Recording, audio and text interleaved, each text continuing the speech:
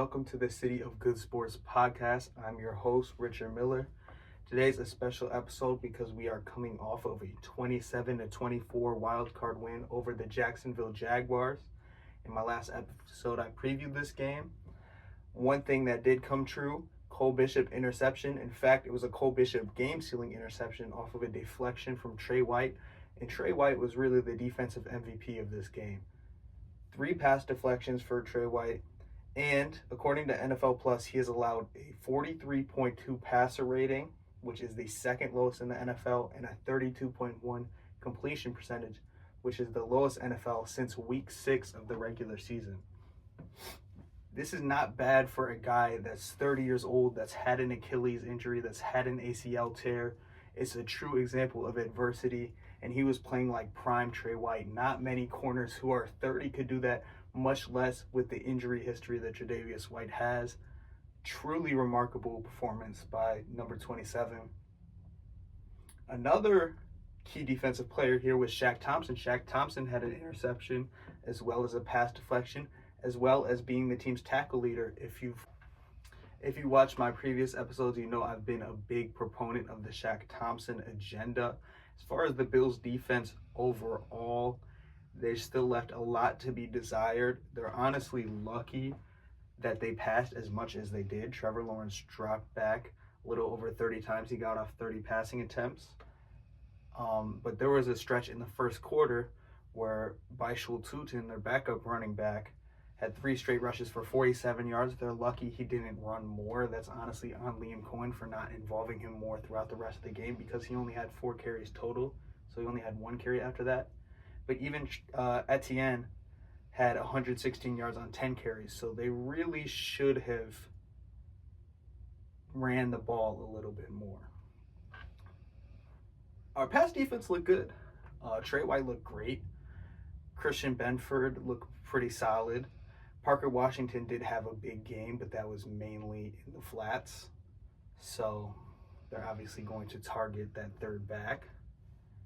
Washington did have an incredible contested catch where Trevor Lawrence honestly threw it into very contested coverage, and he was able to come up with it. He was very impressive overall. I think he's certainly the Jags receiver 1 next season, even when Travis Hunter comes back. On our end, Jordan Hancock left a lot to be desired, but that's kind of expected for a 5th-round rookie that gets thrown into the fire like that. But he wasn't the LVP or the least valuable player of our defense, because that would have to go to Joey Bosa, who got completely tossed by Jacoby Myers on the edge. Now, Jacoby Myers isn't a big receiver by any means, so for Bosa to get completely beaten on a block by that is a little bit embarrassing. Even with his age, I don't think that's really an excuse. He had an offsides. Certainly not a good game in Bosa, and he looks rather weak against the run. So even though they really prioritized the defensive line last offseason, I think they should run it back this offseason, because there's still a lot of room for improvement. Speaking of room for improvement, let's talk receivers, and let's talk the offensive performance from the Buffalo Bills this game. Now, this Jacksonville defense is physical and they are good, and it really shows the next level athletes that we have in the NFL, because trying to imagine getting a pass off in this game is nearly impossible to think about. It was a physical game, and Josh Allen took what was given to him. He didn't try to do too much. A lot of downfield was closed off. There was a ton of pressure. The run defense looked incredible. They tried to get James Cook a ton of runs over the middle, which really wasn't working. There's a part of me that wish they would have designed more outside runs, more HB tosses, but can't always have what you want. I also wish the tight ends were a little more involved. Again, you can't always have what you want, but Josh Allen really got it to his most reliable target, which was Khalil Shakir. Shakir had 12 receptions for 82 yards in this game. Josh Allen was 28 for 35 with 273 yards and 1 passing touchdown. He also had 2 rushing touchdowns. while it was originally ruled a touchdown, it later got reversed, but the game-winning play really came on a 10-yard tush push, which was really just an incredible showing of strength and blocking by Osiris Torrance. I really have to give him props there. And Josh Allen really just played like Superman in this game. As far as the receivers go, Brandon Cooks had a good performance. He had 3 receptions for 58 yards. Keon Coleman he had 1 reception, but it was for 36 yards. But the most prominent story with our receivers is that 2 of them, not 1, 2 tore their ACL, Tyrell Shavers and Gabe Davis. Now, Tyrell Shavers went back into the game and played majority of the snaps, even with a torn ACL, which was really a great showing of resilience. And it's honestly insane that he did that. We talk about the perseverance of Tre'Davious White. Tyrell Shavers, huge fan of him, huge fan that he was able to get his opportunity, and that really sucks. It really does. So, hoping a speedy recovery for him. And Gabriel Davis also tore his ACL. Now, this was on a hit by Jaguars safety Andrew Winghard, which was basically at his kneecaps. People are arguing whether or not it's a dirty play. You never really know with the momentum of football, but it certainly wasn't the cleanest hit.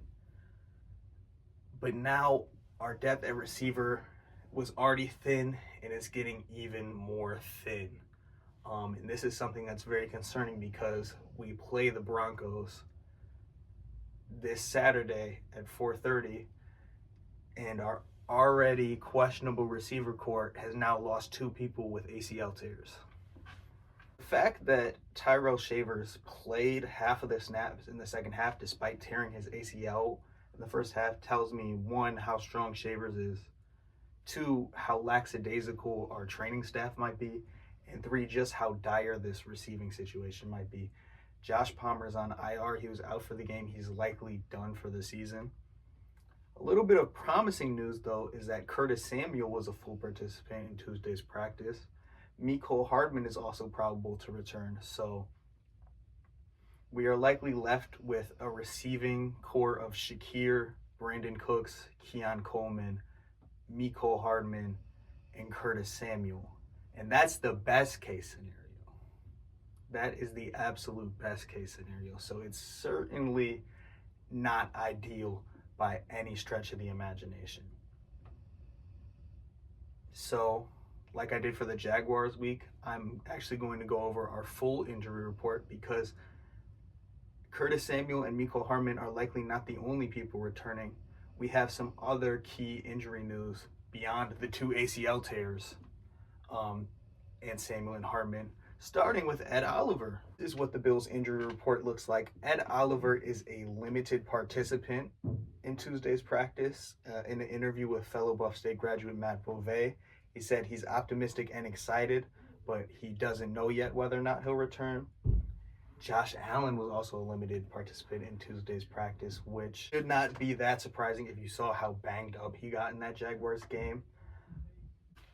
The Buffalo Bills Public Relations Department has listed it as a foot, knee, and right finger injury, but there's no way, knowing Josh Allen, with it being the playoffs, that he will miss out on this game. So I wouldn't be too concerned about that. I might be concerned about him going against a physical defense like the Broncos, but Josh Allen is playing on Saturday. Bernard is still listed as limited. He missed the game against the Jaguars. I honestly think they're better with Shaq Thompson. Shaq Thompson, as I mentioned, was one of the stars of the defense that game, but we'll see if he plays. Matt Milano was also limited in practice. Among the DNPs, Jordan Poyer did not play in Tuesday's practice. Ty Johnson did not play in Tuesday's practice. Maxwell Hairston did not play in Tuesday's practice, which is pretty concerning. I believe we're probably going to be without him for at least another week.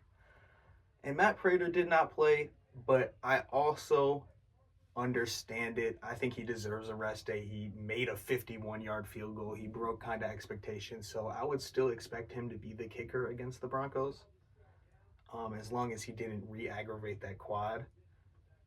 And then Tyrell Shavers was obviously a DNP.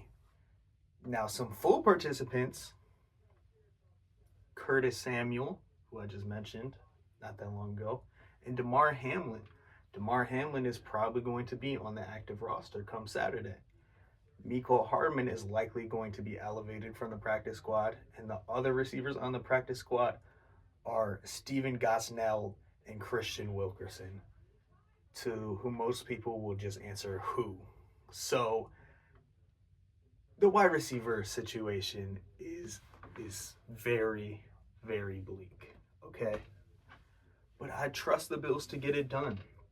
Like I said, the best case scenario is Shakir, Cooks, Coleman, Hardman, Samuel.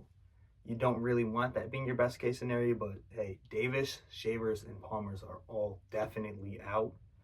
So unless they bring someone in, maybe a Laviska Shenault, that is the five I would be expecting to play on Saturday.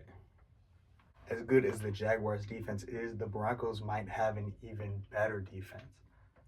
We remember going into the wild card game against them last year, a huge concern was their defense. And we handled that pretty well.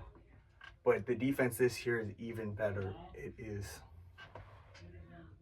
the best in the NFL. As we know, they have the reigning DPOY and Pat Surtain II at corner, but they also have the number one pass rush in the NFL. They lead the NFL in sacks with 68. They're anchored by defensive end slash linebacker, edge rusher, whatever you want to call him, Nick Bonito, who has 14 sacks on the year. And while the Jaguars were the number one ranked run defense, they pretty much neutralized James Cook. Broncos are the second ranked rush defense. They are third in opponent points per game at 18.3, and they are seventh against the pass, giving up 187 yards per game. Another thing to note, that great defense that they had last year, they added an X factor at safety in Talanoa Hufanga. There are really no weak points in this defense besides corner Riley Moss, who I expect Josh Allen to target. Now, with Riley Moss, you do have to take certain things with a grain of salt because he is playing alongside an elite corner in Pat Surtain. And when you are to purely stat washed off of basic stats, not advanced stats, you would see that he does have 80 combined tackles and 19 pass deflections, which is a lot. But as a lot of people who follow corners and defensive backs know, tackles isn't always the best stat. One more important stat you would need to look at is the fact that he's allowed 68 receptions for 859 yards. For comparison, his running mate, who I've talked about, Pat Surtain, has allowed 33 for 305. Christian Benford, who I consider to be an elite corner, has allowed 31 receptions for 362 yards. Riley Moss has also been targeted 118 times. 118 times is a lot, and I expect Josh Allen to continue that trend of targeting Riley Moss a lot. Broncos run a lot of nickel and a lot of five defensive back formations, which is very common, almost the standard in today's NFL. The third corner you should expect to be either rookie Jahdae Barron, Jaquan McMillan, or Chris Abrams-Drain. I expect them all to get minutes. And this is one thing you should know about this Broncos team is they have a lot of depth and they have a lot of guys that could throw at you. Depth is the name of the game with the Broncos. This is especially true of their defensive line and their linebacker unit. Broncos run a three-man front with Zach Allen, who's really one of the most underrated pass rushers and defensive ends in the entire NFL, along with John Franklin Myers and DJ Jones as the big nose tackle in the middle. And this three-man front essentially turns into a five-man front because they have two elite pass rushing linebackers in Nick Bonito and Jonathan Cooper. Manning the middle linebacker spots, they have Alex Singleton. Dre Greenlaw is also on the team. He's questionable for today, but they also have another guy who's just as capable in Justin Strnad. Like I said, depth is the name of the game. Beyond that, they have Jonah Ellis, who's great in the pass rush. They have Dondrea Tillman, great in the pass rush. Pass rushing and blitzing is the name of the game with this Broncos defense. They are going to send the blitz, and they have a lot of guys that they can send.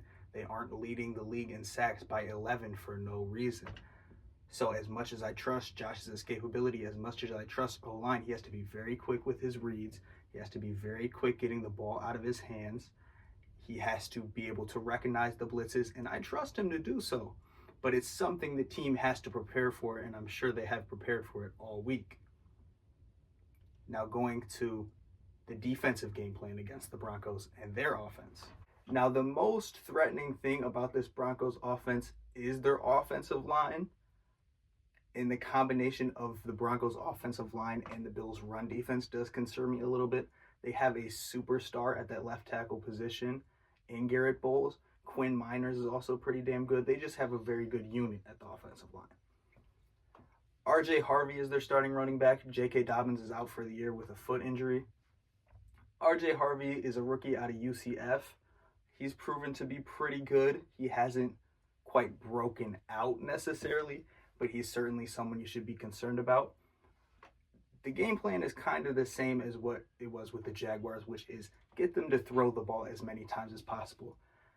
Now, there are a lot of Bo Leavers out there, but Bo Nix, like Trevor Lawrence, has a ceiling, and that ceiling is lower than Josh Allen. They do have a prototypical X receiver in Courtland Sutton.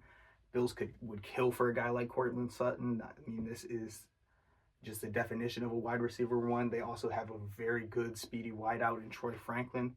He's coming into his second year. He played with Bo Nix at Oregon and now on the Broncos, and he's really shown a lot of promise. He does have drop concerns, but that speed is something to consider. Marvin Mims, also a ton of breakaway speed out of that slot receiver position. He's also their kick returner. They have Pat Bryant, who's a pretty solid receiver. Tyler Beatty, who's a backup running back who they essentially use as a receiver. Very Sean Payton type of player. But there are a lot of just speedy guys on this Broncos offense. So you have to keep up with them. We have a banged up secondary. Max Hairston is out. It would be great to have Max Hairston speed against someone like Troy Franklin. Jordan Poyer's out.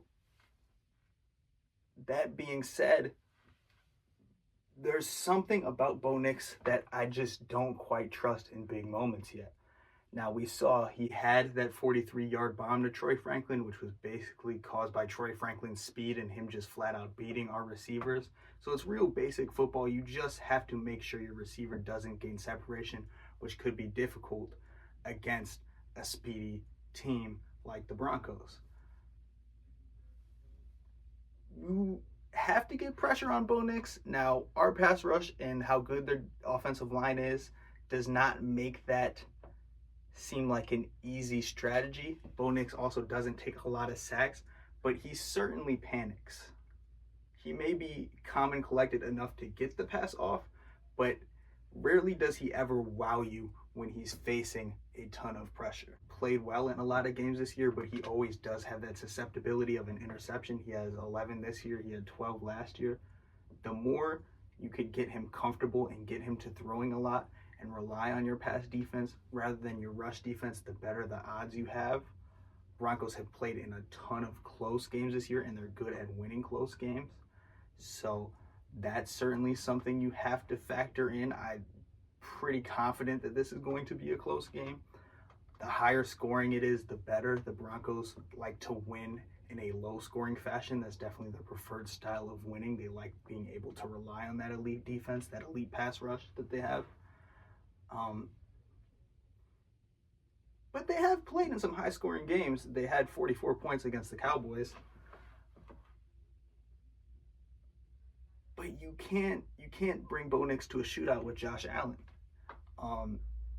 And the more you get into his head, the more you get him rattled. I'm sure he's heard the game manager chants. I'm sure he sees how good Drake May and Caleb Williams have become and how good Jaden Daniels is last year. And even though he has the best team record-wise, he'll always have that threat of comparison with the rest of his class. So there's certain ways you can mentally rattle Bo Nix. And the more you get him to throw, the more you get him to play erratic, the better that is for the Buffalo Bills. The problem is the system that the Broncos have and the way Sean Payton likes to coach is going to really get in the way of that. But there's a certain weakness you could sense in Bo Nix, and I don't mean to be rude when I say that, but there's something about it that just makes you feel like he might not be able to go all the way with this Broncos team, especially in his second year.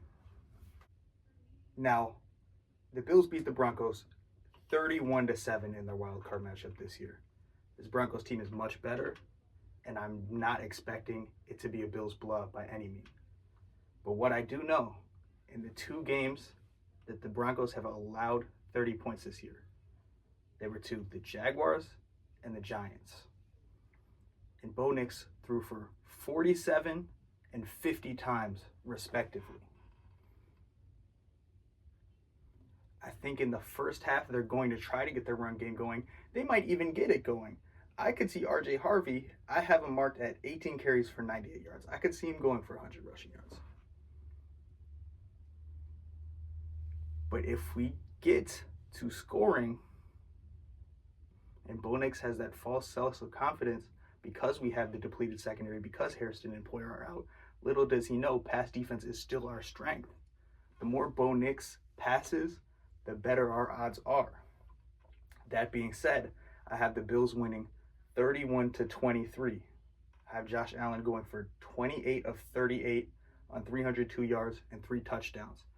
I think this is going to be primarily through short screens and design plays for Khalil Shakir. I have Khalil Shakir once again having a big receiving game. A calm 11 receptions for 101 yards. I have James Cook going for 17 carries for 69 yards and a touchdown.